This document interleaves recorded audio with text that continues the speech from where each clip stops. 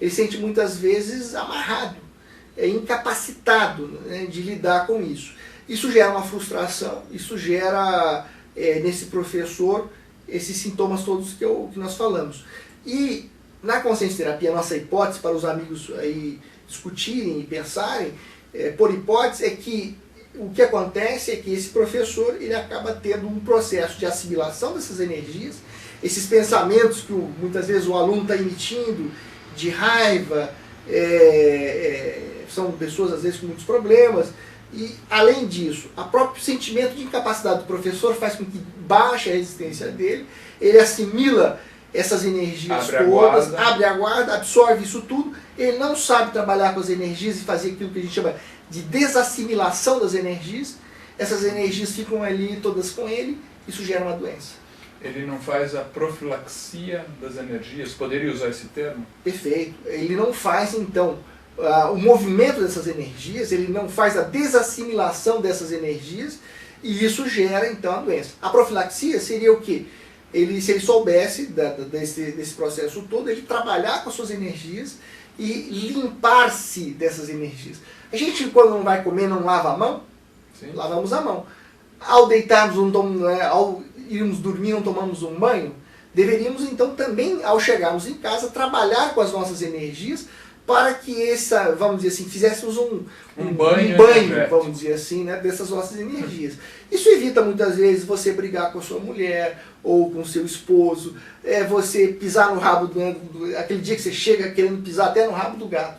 Isso faz com que você fique mais tranquilo, você fique mais limpo, né, do ponto de vista também das energias, e isso, quando você mexe com energia, vamos lembrar aquele conceito, mexe em todos os outros veículos. Então, limpou as energias, por tabela você limpa também o restante das energias. Equilibra os outros.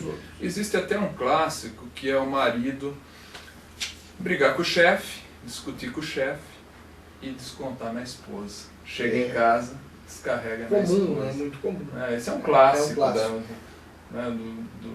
da situação doméstica desequilibrada.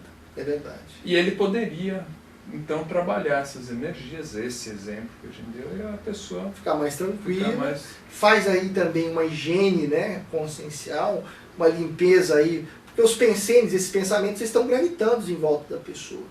O pensene, ele é até um certo ponto, é uma entidade viva, ou seja, os pensamentos estão ali gravitando. A pessoa com esses pensamentos gravitando, aquilo ali está interferindo nela. Se ela brigou com o chefe, como você colocou, Tom, esses pensamentos de briga, de raiva, muitas vezes, se são geridos ali, gerados num momento de maior raiva, eles têm muito pouco discernimento, ou seja, muito pouco penso, muita energia e muita emoção, de raiva. O tempo já passou, o tempo já melhorou até um certo ponto, mas isso está em volta da pessoa. Chegou em casa por uma situação ou outra, a mulher olhou atravessado, ela também tinha tido uma outra briga, então veja, junta, polariza tudo de novo, isso está tudo vivo em volta do casal, vão acabar brigando. Se os dois tivessem trabalhado com as energias e feito essa higiene consciencial, limpado esses pensenes todos da sua psicosfera, isso não aconteceria. Então, esse segundo bloco eu achei muito interessante e gostaria de fazer uma colocação. Lá no primeiro bloco, falamos que o pensene atua nos corpos. Os corpos, um pensamento influencia em todos os corpos. Agora nós evoluímos, tem um conceito importante, esses pensamentos vão atuar na outra pessoa. Eu posso, com o meu pensamento, influenciar a você. Perfeito. Através dessas energias, é isso que eu entendi? Entendi corretamente? Perfeito. Então, estamos nos influenciando agora. Que coisa, eu e você aqui agora. Aqui agora. E é isso que acontece no dia a dia. Uma pessoa interfere na outra, e muitas vezes não está lúcida para isso, e interfere e é interferida. Por isso é importante a gente estar atento a isso, porque muitas vezes eu não tenho interesse de agredir uma outra pessoa, de causar nenhum malefício, mas se eu estou pensando, por exemplo, ali, com um pensamento ruim, alguma coisa nesse sentido, eu vou estar interferindo na outra pessoa. Porque aí contaminou sua energia, a energia vai... E não só aí entra também, acho que vale a pena a gente falar um pouquinho desse outro conceito, que é a multidimensionalidade. Se o corpo físico ele é um fato, né, e nós trabalhamos com a teoria do corpo objetivo para o psicossoma, para o energossoma e para o mental soma, isso são corpos objetivos, veja. O que morre, né, acho que isso é um outro conceito importante, é só o corpo físico. Então o psicossoma ele perdura. E isso eu vou trabalhar contigo, está muito interessante a entrevista, estou gostando muito. No próximo bloco entraremos com a multidimensionalidade nesse contexto todo.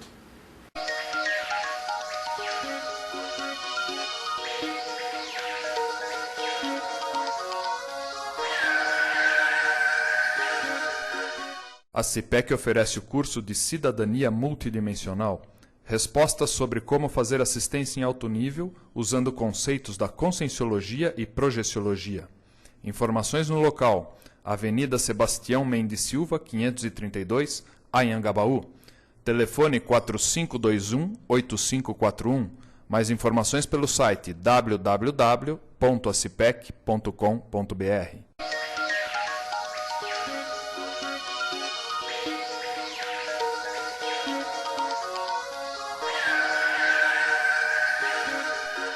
De volta com o programa Ciência e Consciência. Mari, falamos no primeiro bloco de uma influência entre os corpos. No segundo bloco, conversamos dessa influência no outro. E agora a multidimensionalidade. Como é que a gente vai introduzir esse tema dentro do contexto? Conversamos já sobre... estamos vendo um crescendo, né, Tom? E agora estamos vendo que o que acaba morrendo, o conceito de morte é um conceito que a gente... ele é um conceito que ele é incompleto até certo ponto. Né? Porque se temos vários corpos, a o que consciência morre não, é esse aqui. E a consciência não morre. Então a morte, até certo ponto, ela é uma ilusão. Né? Ela não existe, porque a consciência não morre.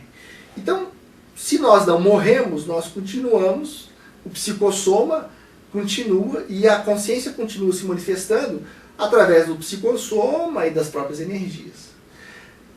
Essa consciência, então, nós chamamos de consciência extrafísica, ou seja, de consciex, no jargão aí da conscienciologia.